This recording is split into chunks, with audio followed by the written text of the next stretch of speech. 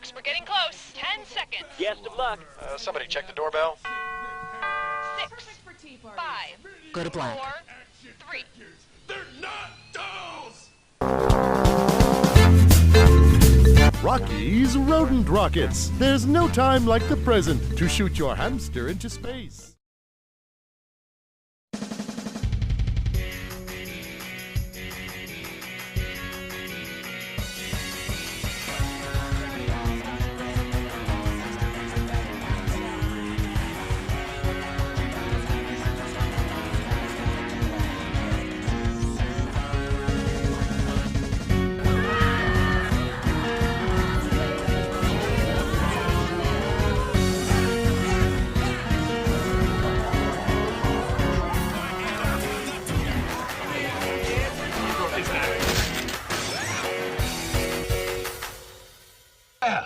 There. What, behind the rabbit? It is the rabbit. You silly sod. What? You got us all worked up. Well, that's no ordinary rabbit. Go on, boys, chop its head off. Right, silly little bleeder. One rabbit suit coming right up. Jesus Christ! Hey everybody, it's the Loud House Critic, one guy with more than 1,000 views on all the episodes I must review. So I got another request from somebody, and of course when this episode came by, I somehow knew I was already going to review this one because honestly, I already got 4 episodes for March, so I decided to actually take one of them out and actually do it at this request of the month. And with this being said, Training Day, the 24th episode of Season 5 of the Loud House, and above all, the 223rd episode. You know, this episode, when I heard about it, I thought I was going to be really bored by it, but when I saw the title card and saw Lana onto it, it made me think maybe this might be a Lana Loud episode. But when I watched it, I had some good things I actually saw in this one, even a few funny moments that kind of reminded me of Monty Python and the Holy Grail. Let us see what Lana's up to this time.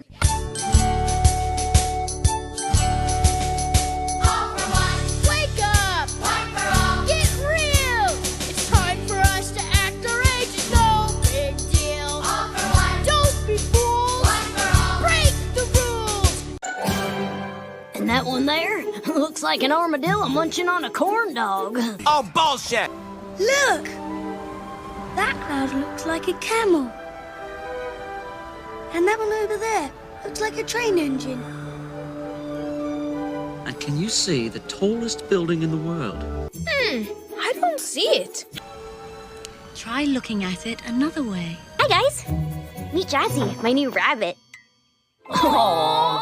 I wouldn't get too attached to that. It's just a damn rabbit. And that name Jazzy? There's something going on around here that just don't add up.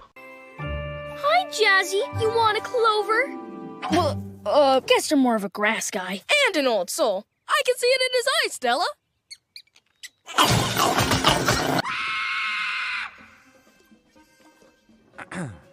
Dumbass. Oh, let's all have a big laugh about this. The moment that rabbit started to turn vicious, it made me think of that movie. Now that I think about it, I wonder what these guys were on when they thought about a killer bunny.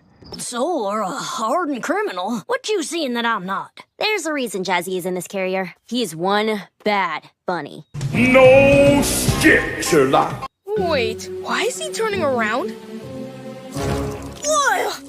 Sorry, Clyde. Oh, sick! Hey, long ears, curve it next time. I don't know what's going on with Jazzy. I've tried everything. Here's a thought. Put him down. He might have rabies. Then again, Stella was looking forward to actually being a rabbit person, which is ironically speaking a throwback to white hair. I just love how they're actually bringing rabbits back into this show, even if it is a savage bunny. Anyways, since the guys are too pussyfied to even look after the little vicious rabbit, there's someone else that they actually have in mind who can actually take care of rabbit. Someone who's more capable of a lot of animals, who was capable with frogs and fish. Someone who gave loving and caring to these creatures. Someone like, I don't know, Lana. Up, 2, 3, 4, keep it up. 2, 3, 4, up, 2, 3. Hey, bitey. No biting. You know that. Now here's a snack for all of you. Whoa, Lana's like a pet whisperer. Survey says... Give me some of the left. I hate you, Binky.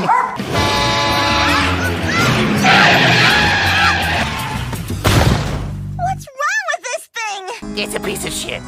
Lana, you told me you fixed it. I did. Calm down. You're being such a smirking beagle. A smirking beagle. Who's heard of that before? So funny, I don't think even Dr. Seuss even discovered a word like that. That's funny coming from a real fickle-snaggle. That's real funny coming from a finkel-snatter. Fuck you. If you're ragging so bad, why don't you take your mama's tampon out of your daddy's asshole and lick it clean before you shove it up your pussy? Oh, shit! Ah, shit! These two should have been in the Cat in the Hat.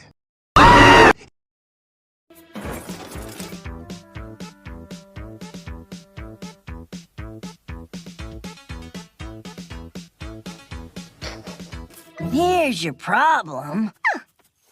Thank you. Don't even want to know what the fuck that thing was doing even in the engine. And speaking of, wasn't that the kind of seatbelts that Lana was using for the race and wheeling deal? Oh, I'll sail all night. There's a knife for me, and I never... Lana, would you please train my rabbit this weekend? I'm desperate. I'd be happy to put my skills to use. Izzy? Don't take El Diablo's snack. I'm still a little worried about why the fuck the parents are not having their brain cells active to realize that she's not allowed to have a snake in the house, especially when Rita's actually afraid of serpents. That snake could kill somebody. And speaking of, I don't even know what episode that was where Bart actually got that big snake and it choked Homer Simpson to death. What he really...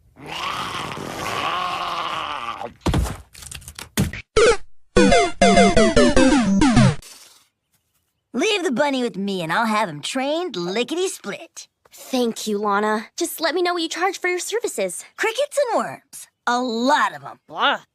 Now it's a fish, and if you're gonna catch it, please use both hands. So now Lana's actually taking care of the rabbit, Jazzy. They got 2 days to whip this rabbit into shape.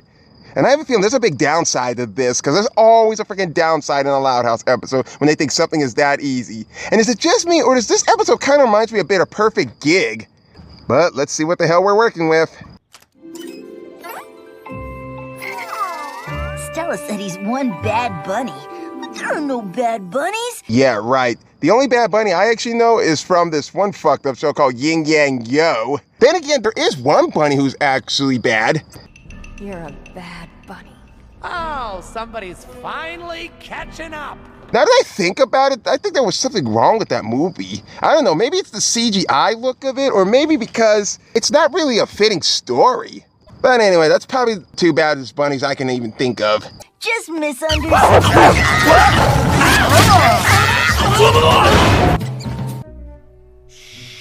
Be very, very quiet.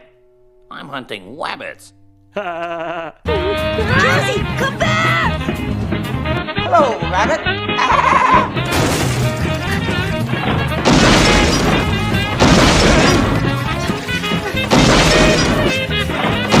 Keep that thing away from my petunias, Will you shut up? I'm trying! You spin me right around, baby, right around, like a record, baby, right around, round, round. Oh,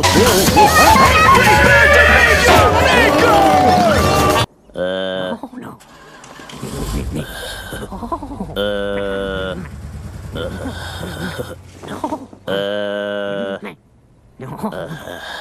Sorry about that, Mr. Grouse. Sorry's not gonna bring back my petunias. Yeah, blah, blah, blah. Fizz cakes, tampon sex jellies, blah, blah, blah. I'm a moron. Now, let's try this again, but with a leash. I don't think I've ever seen anyone put a rabbit on a leash before. And I don't think that's a really good idea. Remember with the cats in Perfect Gig? The cat's me.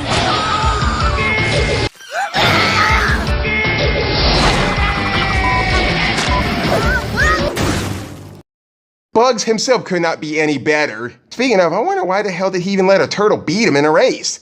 I expected a lot more out of Bugs than I expected. But Lana tries to feed him with food. All you have to do is sit still, and you can have it.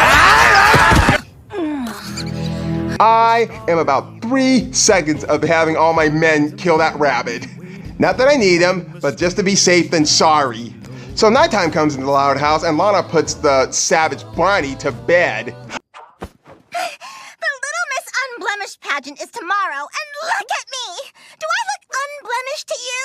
I can't compete looking like a total icken-plicken.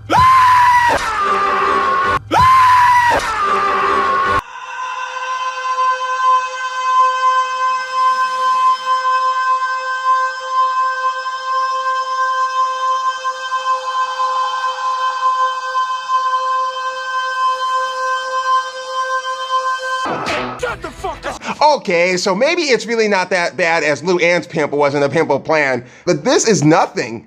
All you have to do is put a little mud on it and then everything will actually be okay. Remember the movie Coraline? Even though that was poison oak, but somehow mud is actually really useful for other types of things. Mud on it and arg de flargmarg. You don't have to fling it at me.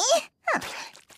Hey, it's going down. Now I know why girls use mud so much. Psst, can you get me some of that magic mud? Because I have a terrible case of writer's rash on my... Not in front of the kids. Oh, sorry. Thanks, Lana. You're welcome. Even if Lola and Lana actually fight so much all the time, Lola actually really thanks Lana for almost everything that she does for her. As much as Lana could actually be thanking Lola the same way. But anyway, the two turn in for the night and things are not gonna look kind of quite good. Oh my gosh. Oh, that's not good. Oh no. Eunice! No, no, no, no, no, no, no, no,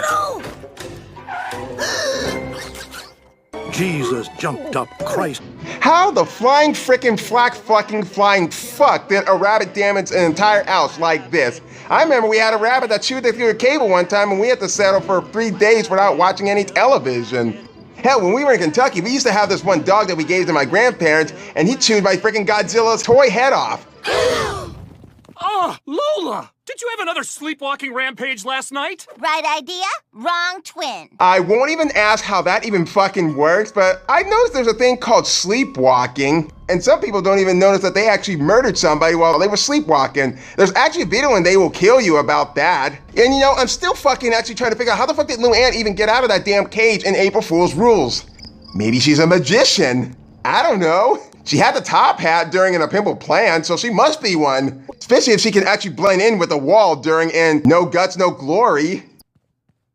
I guess I'll never know if David Steele stopped the time-traveling aliens that came to invade Earth. Yeah, after you saw Risky Business, you had a vision of running a brothel in the basement, but that didn't work out on account of that hooker who showed everyone her penis. That's disturbing. Here's a fecal research down the figurative toilet. I don't give a shit! This time, pun intended. Never mind fecal research. Look at poor Mr. Coconuts. He's a member of this family, too. Nobody really gives a flying fuck. And look at that, Lou Ann is actually still wearing the bunny slippers. And here comes one of my favorite parts of all time that had me cracked up laughing, as if someone didn't even notice when they first saw the whole entire family come downstairs. He didn't break my stuff. Guess he knows not to mess with LJ. Dude, he ate your pony. What? No! Oh, I love this bunny already. Somehow I had some doubts about it, but then again, it actually did something right for a change. For my pals Raven and anybody else who was actually against Lynn Loud. And I wonder, how the hell did the rabbit even eat that anyway? Now the parents actually decide that Lana can't actually have the rabbit around here any longer. But come all to think of it, she's gotta have to train the rabbit someplace else other than the Loud House. I mean, so much stuff couldn't even get more chaotic and more destructive as it already was before. But what the fuck? Could be a lot worse then. There you go! God damn! How long is this gonna keep going on for? Really? What's going on with you, buddy? I've never had a training case this hard. I think I can figure out what his problem is. Does a bear shit in the woods? And of course the punchline is, when he's done, he uses the white rabbit to wipe his ass, and that's why the rabbit turns brown every season. Maybe that's the reason what the rabbit's problem is. He's tired of getting shit on him. No wonder he's too pissed off because he's not white. What did you say? Oh, I'm sorry, no offense. That was bad of me. but I don't think rabbits are racist. Hey, little guy. Got yourself a pollen treat? Ooh, you just gave me a great idea. Maybe Jazzy just wants a special treat, too. And you know, speaking of special treat, this reminds me of a certain Disney movie. Not one of my personal favorites, but somehow I get a few chuckles out of it because of one certain character I love. Eating greens is a special treat. It makes long ears and great big feet. So they find all the special treats and flowers for the rabbit to munch on, and let's just see what happens from here. Great work, guys. Whoa! I think it's working. I know that look in his eyes, and I hate when they do stupid shit like this. Guys, split up. We've got to find him. All right, that's it. Kill that mother...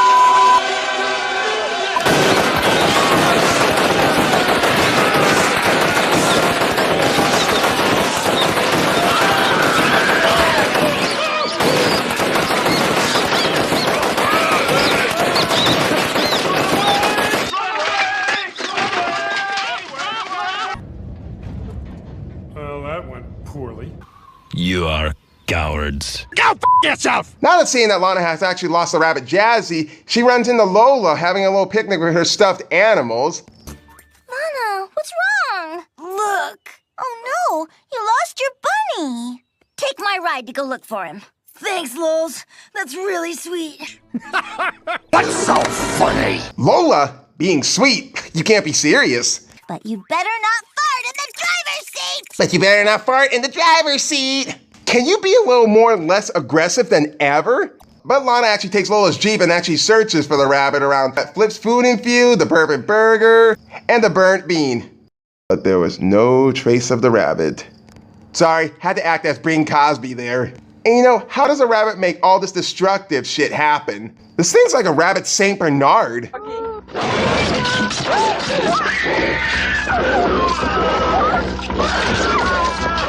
Sorry, Raven, didn't mean to show that. I enjoyed the movie, but it gave me goosebumps. And Lana actually returns home, not feeling so much luck at finding the rabbit that she lost, until one of the actual Nutter Coming favorite parts I actually love of this episode really kind of makes things a little better. Hey, sweetie, how's the bunny training going? Terrible. I lost Jazzy. Can you drive me to Stella so I can tell her the bad news? Oh, of course. I believe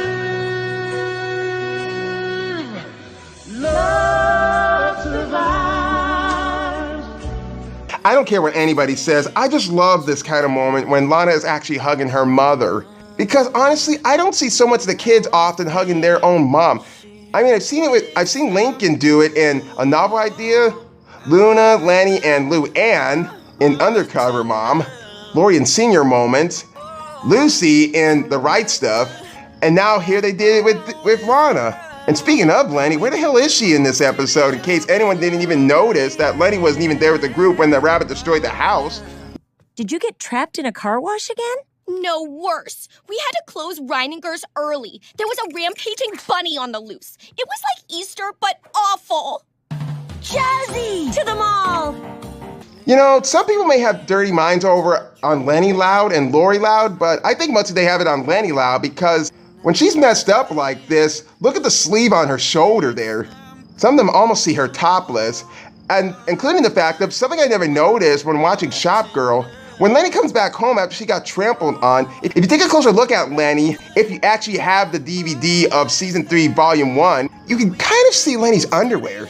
You know, if you're gonna show most of that in anime shows, do yourselves a favor, don't show it too much in a kid family show. I mean, Luna getting her pants split and making the case, that was a little bit subtle, but now I come to think of it, does everybody wear spotted underwear in this show? Well, not Lincoln. But anyway, Rita and Lynn decide to race to the mall to go catch the rabbit.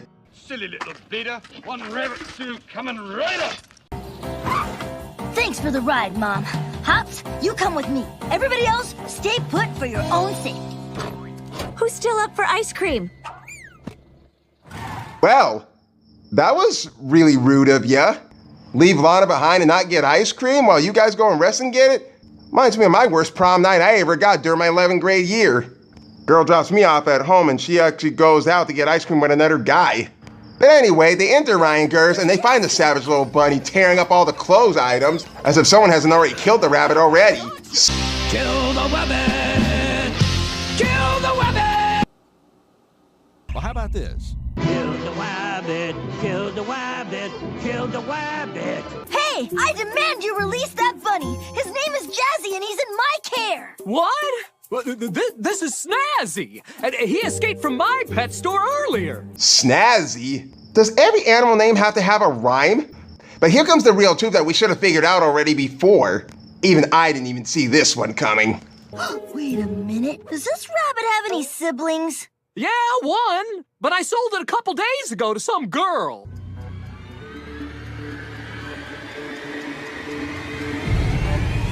Oh, shit! Oh, shit! Hops! I know what's going on. Snazzy is Jazzy's twin.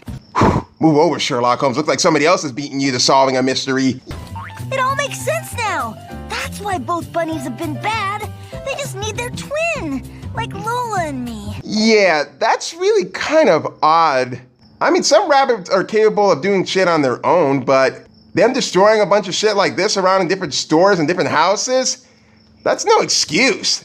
Most rabbits would actually like freedom other than being with their siblings, since they got too many brothers and sisters. And I know exactly how they got many kids. Why don't you slip out of those clothes and we'll get started? Oh, come here, you! Oh, yeah. Oh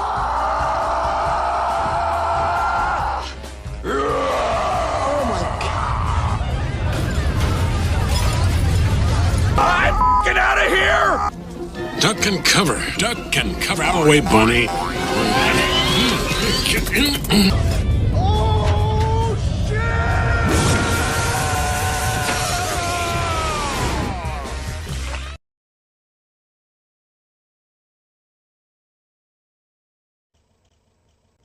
What the fuck? Don't ever do that again. So, anyway. And if Snazzy has twin powers like Lola and me, he should be able to find Jazzy by smell. Like right now, Lola's getting her nails done at Susie's salon. I wonder what Lana's doing at the mall. Odd, but really random. I don't know why has this become a thing to them when this should have been somewhere in season 2. And since when did Lana get supernatural abilities? Maybe they might be supernaturals. Just like Lucy's able to disappear like Batman. But Lana actually sicks the rabbit to actually go find its twin. And the ending gets so much better than I even expected, than I would have never known.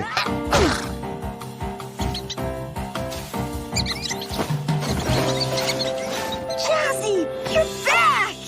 And you know, come to think of it, something I never noticed when I actually first watched this. Then again, I kind of actually did notice this at first when it got to the end. Do you ever notice that both rabbits kind of look alike? That one of them has a patch on their leg, like Snazzy has it on the right leg, and Jazzy has it on the left leg. And even at Reinger's, I kind of noticed about why that rabbit had a different fur color. And Lana brings them both home. Okay, this is seriously the sweetest thing I've ever seen. Thanks, Lana. I don't know how you figured everything out like that. It's a twin thing. You know, I never mentioned this before, but how often do you see Lana actually interacting with one of Lincoln's friends, especially with Stella? Because I don't think I've ever seen any other Lincoln sisters ever interact with Stella before. But if I do, I'll actually bring it up sometime in another review. Hey, I'm off to the grocery store. Sweet. Can you get me cereal? You bet. And toothpaste? I'm on it. Hey, could you get me a root beer float? And could I also have a slice of pizza? And when we're done celebrating, do you want to go watch Pet Cemetery? Correct. That is just so random, but somewhat I can actually overlook that and just let it fly by. Just like I just let Sam and Luna beat a couple fly by. Wow, guess that's a twin thing too. We were right. We were right. We were right. If I never knew you. Okay, that ending is really cute. I really think Lola should actually have a rabbit for herself. Then again, so should Lana. Of course, they gotta get rid of the snake first. And that's what's up, Doc. So that was training day.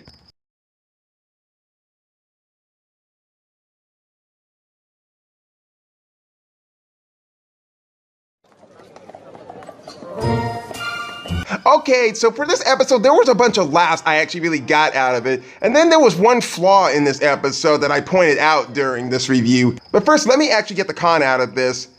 The twins' ability of smelling. Since when has this became a supernatural power of the twins? I mean, we've seen them act in different episodes, like we've seen with Patching Things Up, Sister Act, Strife of the Party, and even some of them had a solo episode to get growth on their development. But this about knowing where they are or at, that's just so confused. Like they just had to throw something in there just so they could actually get the story over with. Because most of the kids won't even care what they see, as long as they make it fun for them. When really, this is an actual general audience show, an actual kid family show that some kids can enjoy, but mostly teens and adults can actually get into this show. But here's the really good thing about this episode beyond that. I love what Lana had to go through when she was taking care of that little savage bunny. And I love how the way she acted alone in this episode, especially when she actually figured it out. And sometimes the solution can be right in front of you. And the way that the writers actually handled this mostly beat into the audience head, as it takes a while for Lana to figure out why the bunny is so violent and unhinged in the first place. And then it begins to unravel. The twist itself slowly begins to make sense. It's kind of like watching those movies Get Out and Us. Like, it just leaves you so confusing about what the hell is going on. But how the way they did it here, they actually did it really nicely. Because I almost thought Lana was going to have everything under control, because you know how the way she is with animals. But as soon as when the bunny actually escapes, Lana starts to panic, and then when she gets to the mall and finds another bunny that kind of looks like him, then she kind of gets the picture where it all makes sense to her now. And about any time when I watch this episode, I laugh too much hard. I keep thinking about that rabbit scene from the Monty Python and the Holy Grail. I mean, whoever thought a bunny could actually go savage?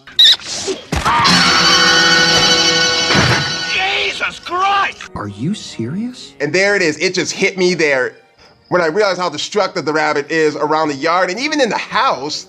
And I especially love how the way she chewed off Lynn's ponytail. That made me laugh. Holy shit. Never knew a bunny could actually chew through her ponytail. And you know, I'm actually grateful they actually bring the rabbit deal back as an episode, because it reminds me so much of Whitehair and the original idea that Chris Savino actually had in mind from the very beginning before he even created the Loud House. Not a bad episode, it's just kind of good to me, because it's a Lana Loud episode, and I just love some episodes that have Lana Loud in it. Especially still one of my favorites in season 4 is Wheel and Deal. But I think this one can actually be added to one of my top 5 favorite Loud House episodes of season 5. But if you like cute things like rabbits, then you'll like this episode along with Whitehair itself. If not, you're better off watching Looney Tunes. So for me, I really much enjoyed this episode. I'm the Loud House Critic. I wonder what I actually look like if I was a rabbit.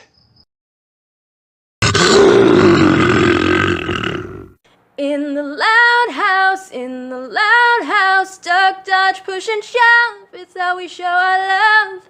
In the loud house, one boy and 10 girls wouldn't trade it for the world.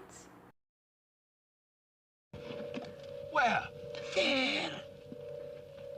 What, behind the rabbit? It is the rabbit. You silly sod! What?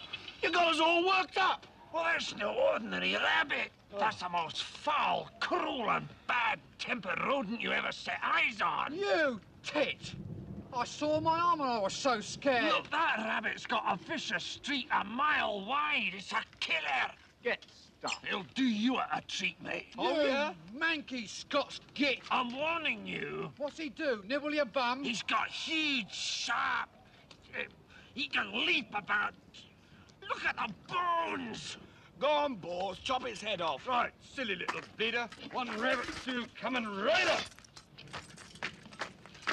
Look!